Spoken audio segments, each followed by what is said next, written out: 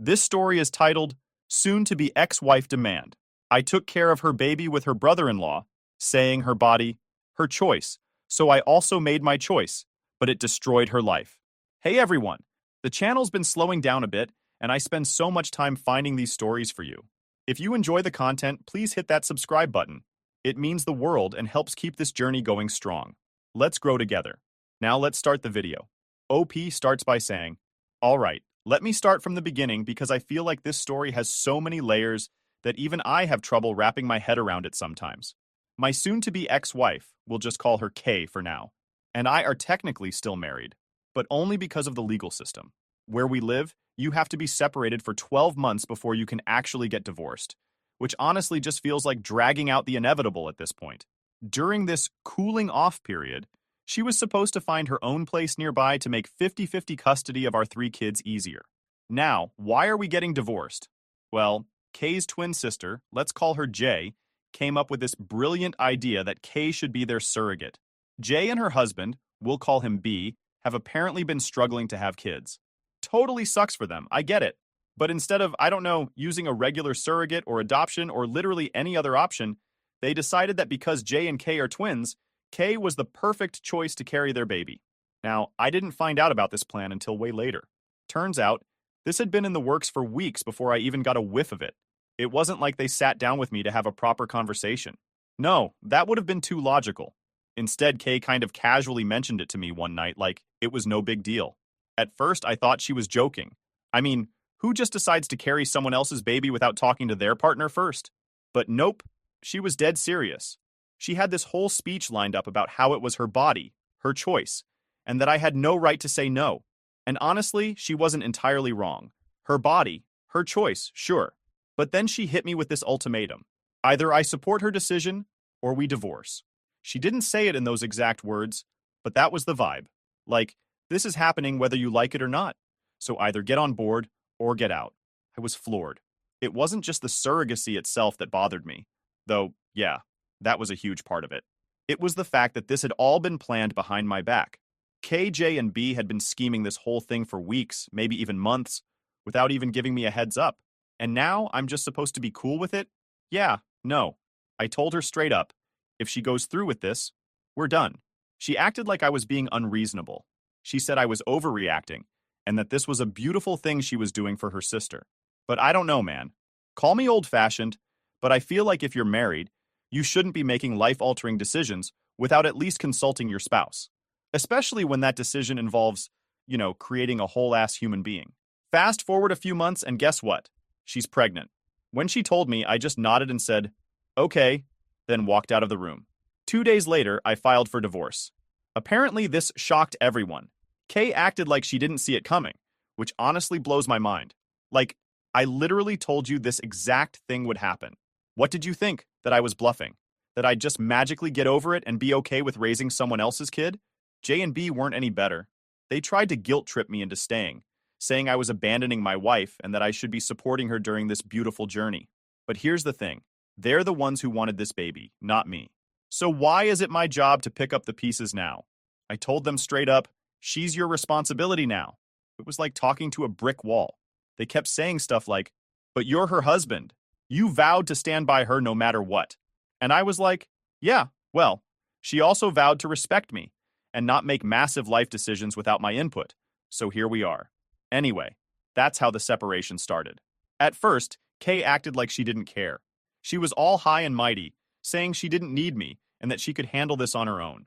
But as the months went on, it became pretty clear that she was in over her head. After I filed for divorce, things got real awkward in the house. Kay started acting like nothing had changed, as if I was still supposed to care about her pregnancy, or worse, like I should be involved in it somehow. Meanwhile, I was already mentally checked out. I mean, why would I invest any energy into a pregnancy that A, wasn't mine, and B, was the exact reason we were splitting up? The house dynamic got tense fast. Kay didn't move out because, surprise, finding a place in our area isn't easy, especially when you're pregnant. She kept saying she wanted to stay close for the kids' sake, but let's be honest, it was more about convenience for her. Every time she asked me for something, it felt like she was still expecting husband mode from me. Like, no, I'm not running to the store for pickles and ice cream at 11 p.m. anymore. That's not my job now. She started dropping hints about how stressful everything was and how hard it is to do this alone. At first, I just ignored her. I mean, what did she expect? Wasn't going to swoop in and save the day like I had during her previous pregnancies. Those were our kids, and this? This was entirely her and her sister's decision.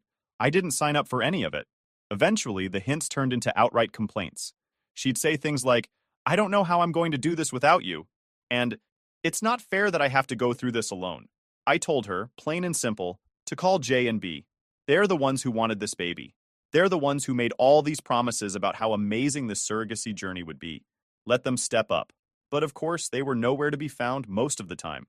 B in particular seemed to be checking out of the whole situation. He'd show up for the big stuff, like doctor's appointments, but day to day, he was MIA. When I asked Kay about it, mainly out of curiosity, not concern, she said he was busy taking care of J, who was still recovering from her car accident. Fair enough, I guess, but it's not like he didn't know this baby was coming. Shouldn't he have planned for this? Kay didn't seem to want to admit that B's priorities had shifted. She kept making excuses for him, saying things like, "He's doing his best," or "He's under a lot of stress right now." Meanwhile, she was leaning harder and harder on me, as if I was somehow obligated to pick up the slack. She'd ask me to help with little things, carrying groceries, setting up the crib, even rubbing her back when she was sore. Every time I told her no. Not my kid, not my problem. One night, things came to a head. She was sitting on the couch, rubbing her belly and sighing dramatically, clearly trying to get my attention. Finally, she said, "You know, you're still my husband. You could at least pretend to care." I snapped. I told her, "No, I'm not your husband anymore. Not in any way that matters. You made your choice when you decided to do this behind my back. Don't come to me now because you're realizing it's harder than you thought. Call B, call J. Call literally anyone else, but leave me out of it." She cried, of course. That's become her go-to reaction whenever things don't go her way. But at this point, I was immune to it. I told her I was going to bed and left her there sobbing on the couch. The next few weeks were more of the same. She'd try to guilt me into helping, and I'd shut her down every time. It wasn't just about setting boundaries for myself, though that was a big part of it. It was also about principle. If I started helping now, even a little, she'd take it as a sign that I was softening, and then I'd never be able to get out from under her demands. Things took another turn when the baby was born. I stayed out of it completely. Didn't go to the hospital, didn't visit, nothing. I told her ahead of time that I wouldn't be involved, so it wasn't like she didn't know. Still, she called me from the hospital, crying and begging me to come. She said she was scared, that she didn't want to be alone, that I was being cruel. I stayed firm. I told her to call B. She hung up on me. When she came home with the baby, that's when the real chaos started. It was like she thought bringing the baby into the house would magically make me care. Spoiler, it didn't. She'd leave the baby's stuff all over the place. Bottles in the kitchen, diapers on the couch, as if to force me into acknowledging it, but I didn't bite. I just stepped over the mess and went about my day. At night, it was even worse. The baby would cry and she'd come to my room, knocking on the door and asking if I could help just this once. I'd tell her no every single time. She'd get mad, stomp off, and then spend the next day slamming cabinets or muttering under her breath about what a terrible person I am. I'll admit, there were moments when I felt a twinge of guilt. Not because I thought I was wrong, but because the baby was innocent in all this. It's not the kid's fault that their parents are a mess, but at the same time, I knew that stepping in wouldn't actually help the situation. It would just enable Kay to keep relying on me instead of the people who actually wanted this baby in the first place. The final straw came when Kay outright demanded that I take a more active role. She said it wasn't fair that she was doing everything on her own, that I was being selfish, that I owed her this much. I told her, flat out, "I don't owe you anything. This is your responsibility. Deal with it." That's when she really lost it. She called me every name in the book, said I was a heartless monster, that I'd regret this one day. Then she packed up a bag, grabbed the baby, and left. I didn't try to stop her. Update 1 point. Hey Reddit, so lots of you are asking for an update, so here it is. 2 days after Kay left with the baby, I thought, finally, this might actually be the break I need. I wasn't naive enough to believe she was gone for good, but for a couple of days, the house was quiet. No crying baby, no guilt trips, no arguments. It felt like a weight had been lifted off my chest. But of course, nothing ever stays simple when Kay is involved. The calls started the next morning. First from her mom, then her sister. Yes, the same sister who masterminded this whole mess. And even her sister's husband. It was like they'd coordinated a campaign to wear me down. Every single one of them had the same talking points. Kay was overwhelmed, the baby was innocent, and I needed to step up for the sake of the family. Jay, her twin sister, was especially relentless. She left this long voicemail where she basically called me heartless for abandoning my wife during such a vulnerable time. Like, are you kidding me? This wasn't some surprise pregnancy that we'd both signed up for. This was her choice, a choice she made without consulting me, and a choice I explicitly told her I wouldn't support. I didn't respond to Jay's message. Honestly, what was the point? Then there was B, the baby's biological father. He tried to play the sympathy card, saying how hard things were with Jay still recovering from her accident. He even had the audacity to say, "We're all family, man. We should be supporting each other." Family? Are you joking? The guy barely lifted a finger during the pregnancy, and now he's acting like we're some kind of team? I told him exactly what I'd been telling everyone else. This isn't my problem. Step up and take care of your own kid. What really floored me, though, was Kay's mom. She's usually pretty reasonable, but even she was on Kay's side this time. She called me up saying how disappointed she was in me, that she raised me better than this, and that Kay was still my wife. I cut her off right there. No, she's not, I told her. She stopped being my wife the moment she decided to have another man's baby. If you care so much, maybe you should be the one helping her. Silence. She hung up after that. I think it finally hit her that I wasn't going to cave. A couple of days later, Kay came back. I knew she would eventually, but I wasn't prepared for the scene she brought with her. She walked in like she hadn't just called me every name under the sun before storming out. She had the baby strapped to her chest in one of those carriers, looking exhausted but defiant.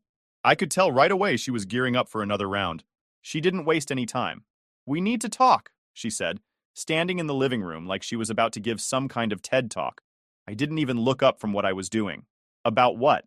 "About this," she said, gesturing to the baby like I didn't know what this was. "You can't just ignore us forever." "I'm not ignoring you," I said. "I've been very clear. This is your responsibility, not mine." She launched into this long-winded speech about how hard it was being a single mom and how unfair it was that she had to do everything on her own. She kept saying things like, "This isn't what I signed up for," and "I never thought you'd turn your back on me like this." I sat there, letting her talk, because honestly, what was the point of arguing? She wasn't looking for a solution. She just wanted someone to blame. When she finally stopped, I looked her dead in the eye and said, "You signed up for this the moment you decided to carry their baby. Don't act like this is my fault." That set her off. She started yelling about how I was being cruel, how I didn't understand what she was going through, and how I'd regret this someday.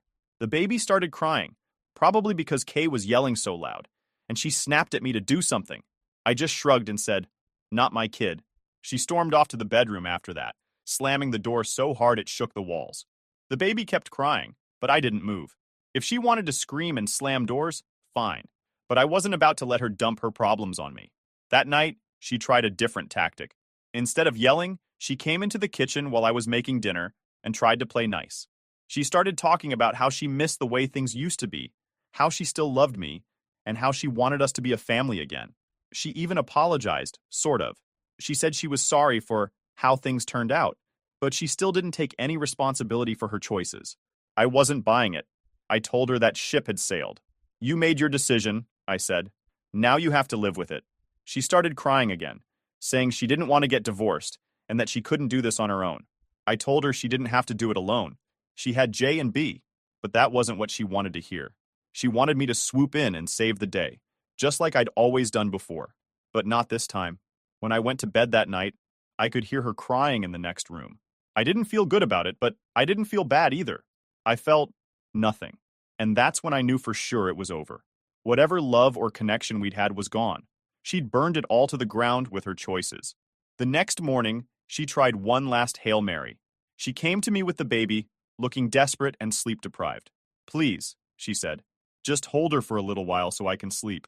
I haven't had more than 2 hours in days." I looked at her, and for a second, I almost caved. Almost. But then I thought about everything that had led up to this moment. How she'd lied, how she'd betrayed my trust, how she'd dragged me into a mess I never agreed to. And I said no. "Call B," I told her. "He's the father. He should be helping you." She looked like I'd slapped her. "You really hate me that much, don't you?" she said, tears streaming down her face. "I don't hate you," I said, "but I'm not going to let you guilt me into cleaning up your mess. This isn't my responsibility, and I'm done pretending it is." She left again after that, And this time, I think it might be for good. Her mom called me later, saying Kay was staying with her for now. I told her that was probably for the best. Maybe now I can finally get some peace. Update 2.0. Okay, it is my. Again, here is what's been going on. 3 days. After Kay left the second time, things settled down for a while, but not in the way you might think. The house was quiet, sure, but it wasn't peaceful. I had this constant nagging feeling that something else was coming, like the calm before a storm, and I wasn't wrong. About a week after she moved out, I started getting letters and emails from Kay's family. Not just the usual guilt trips and emotional manipulation, but full-on arguments, as if they were trying to wear me down with sheer volume. Her mom wrote me this long letter about how I was being unreasonable and how family always comes first. She talked about how hard things had been for Kay growing up, how much she sacrificed, and how I owed it to her to support her now. I read it, sighed, and tossed it in the trash. What was I supposed to do with that? Wasn't like they were saying anything new. They'd been on this you're the bad guy train since the beginning, and at this point, it was just noise. J and B, on the other hand, tried a more direct approach. B showed up at my house unannounced one evening. I opened the door, saw him standing there looking all awkward, and immediately knew this wasn't going to go well. Hey man, he said, trying to sound casual. Can we talk? I leaned against the doorframe and crossed my arms. About what? He shifted uncomfortably, like he was debating whether to come in or just run for it. Finally, he said, about the baby. About everything, really. I didn't move. Say what you need to say. He looked surprised, like he thought I'd invite him in or something. Not a chance. He started rambling about how hard things had been for him since Jay's accident, how he was trying to juggle everything, and how he really needed me to step up and help out for Kay's sake. For Kay's sake? I repeated, cutting him off. This has nothing to do with me. That's your baby. Your wife's sister agreed to this knowing full well what it meant. Why are you even here? He looked flustered. It's not just about the baby, it's about family. We're all connected in this. I couldn't help but laugh. No, we're not. You, Jay, and Kay decided all this behind my back. You excluded me, and now you're acting like I owe you something? Get real. He tried to argue some more, but I wasn't having it. I told him to leave and not come back unless it was to take full responsibility for his kid. He didn't like that answer, but he didn't have much of a choice. He left, muttering something about how I'd regret this. Maybe I will, maybe I won't. Either way, it's not my problem. Meanwhile, Kay was still at her mom's, and I thought maybe, just maybe, she'd finally started to figure things out. But nope. Instead, she started using the kids as leverage. She called one night and asked if she could come over to spend time with them. I said sure because they're still her kids, and I'm not going to keep them from her. When she showed up, though, it was clear she had an agenda. She spent the whole evening talking about how hard things were for her, how the baby kept her up all night, and how she just needed a little help to get back on her feet. She even brought up the idea of moving back in, just until she could figure things out. I shut that down immediately. No, I told her. You made your choice. You don't get to come back here and act like nothing happened.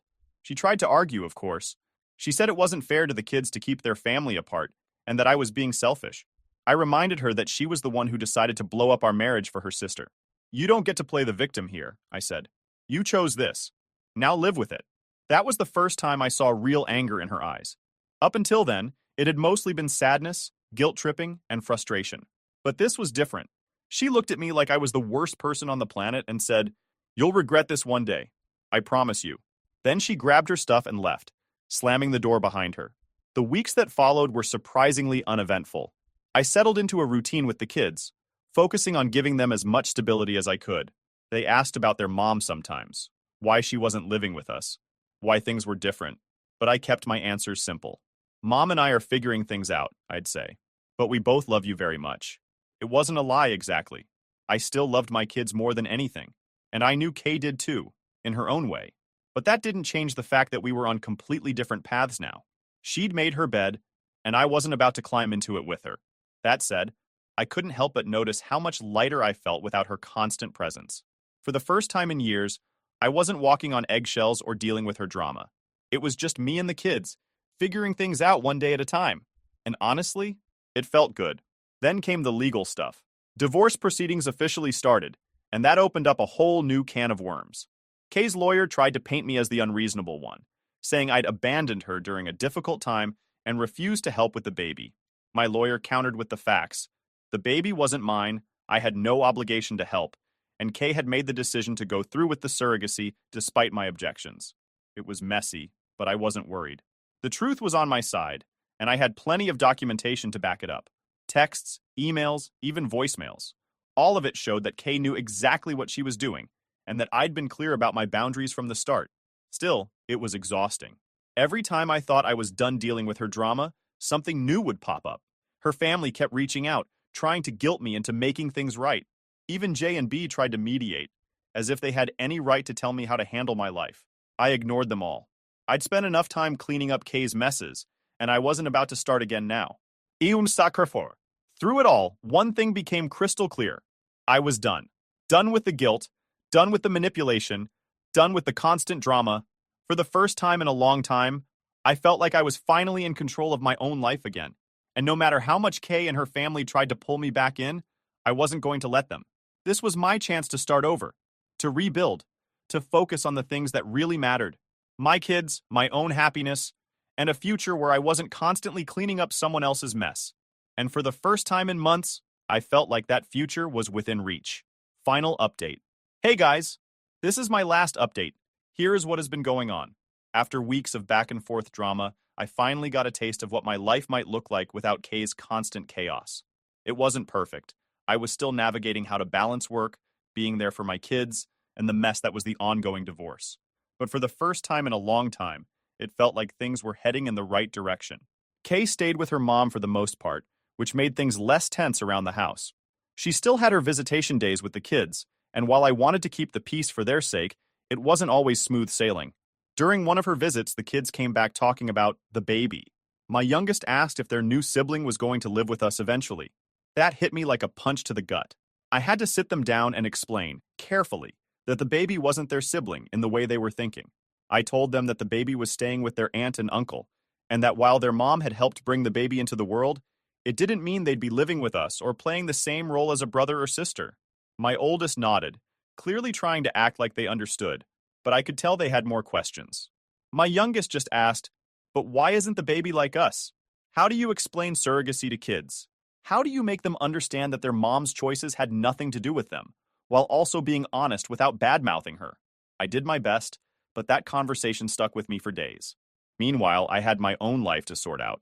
The divorce wasn't just emotionally draining, it was financially draining too. Kay's lawyer was pushing for spousal support, arguing that she couldn't work because of the baby. My lawyer and I countered that the baby wasn't mine, that this was a surrogacy agreement she had willingly entered into, and that she had her sister and brother-in-law for support. It was an uphill battle, though, because the court kept wanting to consider the best interests of the children. Of course, I wanted what was best for my kids, but I wasn't about to let Kay use them as leverage to squeeze more money out of me. To make matters worse, her family started meddling again. Jay sent me this long, dramatic email about how I was punishing Kay for doing something selfless, and how it wasn't fair for her to be struggling while I was living comfortably. First of all, I wasn't exactly living in luxury. I was juggling work and raising 3 kids on my own. Second, Kay's struggles weren't my responsibility anymore. She made her bed, now she had to lie in it. Still, the email got under my skin. It wasn't that I cared what Jay thought of me, but it was frustrating that they kept spinning this narrative where Kay was some kind of martyr and I was the villain. I wanted to reply, but I knew it wouldn't do any good. They'd already made up their minds about me, and no amount of explaining was going to change that. One surprising thing that came out of all this was how much closer I got to my own family. My mom, who had been my biggest supporter from the start, stepped up in ways I didn't expect. She started coming over more often to help with the kids, whether it was cooking dinner, helping with homework, or just giving me a break when I needed it. She also wasn't shy about telling me when I was being too stubborn or when I needed to lighten up. I didn't always agree with her, but I appreciated having someone in my corner who wasn't afraid to call me out when necessary. Even my dad, who usually keeps his opinions to himself, had a few choice words about the situation. He told me, "You did the right thing by sticking to your guns. People like Kay will always try to guilt you into cleaning up their messes, but you don't owe her anything. Just focus on your kids. That's what matters." That became my mantra. Focus on the kids. Every decision I made, every interaction with Kay, every argument with her family, I filtered it all through that lens. What's best for the kids? How can I give them as much stability as possible in the middle of all this chaos? Kay, on the other hand, seemed determined to make things harder than they needed to be. She'd text me at random times, asking for favors, or trying to rope me into her problems. One day, she called me in tears, saying she couldn't afford daycare for the baby and needed me to loan her money. I reminded her, again, that the baby wasn't my responsibility.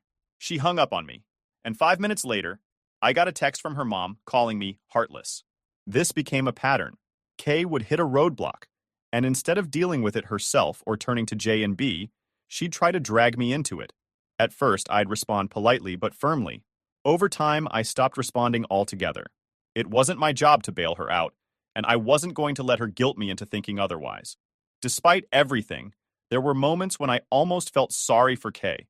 She looked worn down every time I saw her, like the weight of her decisions was finally catching up to her. During one of our custody exchanges, she asked if we could talk privately for a minute. I hesitated, but I agreed. I just wanted to say I'm sorry, she said, not meeting my eyes. For everything. I know I messed up, and I know I hurt you. I thought I was doing the right thing at the time. I didn't know how to respond to that. Part of me wanted to say, it's too late for apologies. Another part wanted to ask her why she didn't think about the consequences before going through with all this. But instead, I just nodded and said, I hope things work out for you. She looked like she wanted to say more, but I ended the conversation there. I wasn't interested in reopening old wounds. Whatever guilt or regret she was feeling, that was her burden to carry, not mine. These days, I'm focused on rebuilding. The divorce is still in progress, but I'm doing everything I can to move forward. I've started setting boundaries with Kay's family. They don't call or email nearly as much anymore, and when they do, I ignore it unless it's directly about the kids. My lawyer is confident we'll get a fair custody arrangement, and I'm cautiously optimistic about the outcome. As for the kids, they're adjusting better than I expected. They still have questions, and I know it'll take time for them to fully understand everything. But they're resilient. They're the reason I get up every day and keep pushing through all the noise and nonsense.